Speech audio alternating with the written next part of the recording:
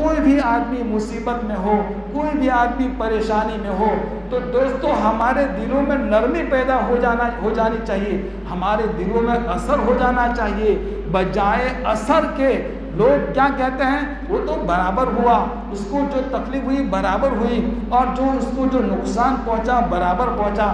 نہیں دوستو، ایسے نہ بولے، بلکہ نفع نقصان سب اللہ کی طرف سے ہے، بلکہ اس کی طرف سے تو ہمارے دل نرم ہو جانے چاہیے۔ چنانچہ رسول اللہ صلی اللہ علیہ وسلم نے ہمیں موقع محل کی دعائیں سکھلائی ہے، کہا کہ جو بھی آدمی جس آدمی کو تکلیف میں دیکھے، پریشانی میں دیکھے، بیماری میں دیکھے، تو یہ دعا پڑھے، الحمدللہ الذی عافانی مما ابتلاک بی وفضلنی علی کثیر ممن خلق تفضیلا۔ روایت کے اندر آتا ہے اس کی بیماری انشاءاللہ ہمیں کبھی بھی نہیں ہوگی۔ اس کا ایک واقعہ وہ بھی بڑا عجیب و غریب ہے، اور وہ ہمارے زمانے کا ہے، بہت پہلے زمانے کا نہیں ہے۔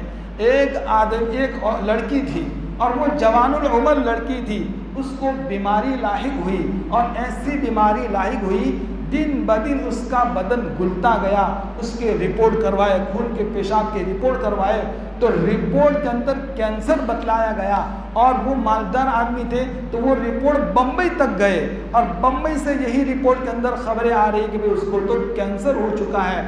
اب جب پتہ چلا کینسر ہوا ہے، تو نہ ماں باپ بتاتے ہیں، نہ رشتہ دار بتاتے ہیں۔ لڑکی سمجھدار تھی، سمجھ گئی ضرور دال میں کچھ کالا ہے، آپ لوگ مجھے اپنی بیماری کیوں نہیں بتا رہے؟ تو کہا کہ بتانے جیسے نہیں ہے۔ تو پھر آخر میں ماں نے ہمت کر کے کہا کہ بیٹا تجھے تو کینسر ہے، تجھے کیا ہے؟ کینسر ہے۔ اور اس کے رپورٹ بمبئی تک گئے ہیں، اور بمبئی کے تمام رپورٹ یہ کہتے ہیں کہ بھئی تجھے کینسر ہے۔ اس لڑکی نے کہا ماں، اے ابا تم لکھ لو، مجھے کینسر کبھی نہیں ہو سکتا۔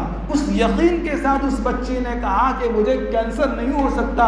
ماں باپ کے دل اور ہوش اڑ گئے، رشتہ دار بھی تعجب کر رہے ہیں کہ بھئی تمام سونوگرافی رپورٹ کے اندر یہ کینسر بتا رہے ہیں، اور تو کس یقین کے ساتھ کہہ رہی ہے نہیں مجھے کینسر نہیں ہو سکتا، کسی اور جگہ دکھاؤ۔ تو فرمایا کہا کہ اور بھی مشینریاں ہیں جو بالکل سادی سے انداز سے مشینریاں بتاتی ہے، تو وہاں رپورٹ دکھایا گیا، تو وہاں پتہ چلا کہ اس کو کینسر نہیں ہے۔ وہ ماں باپ کہنے لگے بیٹا تو کس یقین کے ساتھ کہہ رہی تھی؟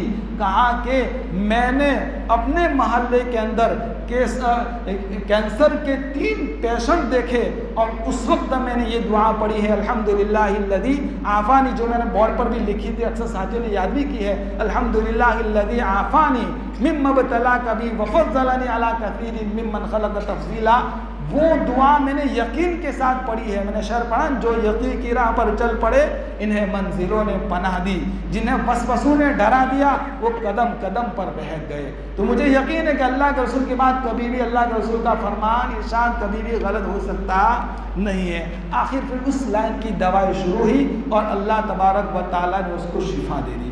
تو دوستو جس آدمی کو بھی ہم پریشانی میں دیکھیں، بیماری میں دیکھیں، تو یہ دعا پڑھنے کا معمول بناوے انشاءاللہ۔ اسی وجہ سے کہا کہ ایک سنت کا فائدہ ہے، کہا کہ بھئی استنجا خانے میں جاوے تو بایاں قدم رکھے، اس سے پہلے دعا پڑھے۔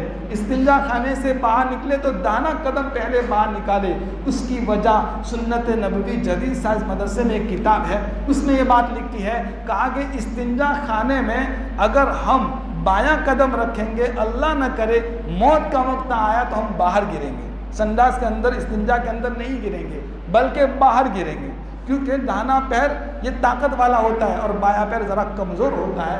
تو کہا کہ ہم باہر گریں گے، اندر نہیں گریں گے۔ تو دوستو سنت کے عجیب و غریب فوائد ہیں، نیت کرے، ارادے کرے کہ انشاءاللہ ایک سنت کو ہم اپنے سینوں سے لگا کر کے سنت کے مطابق ہم زندگی گزاریں گے۔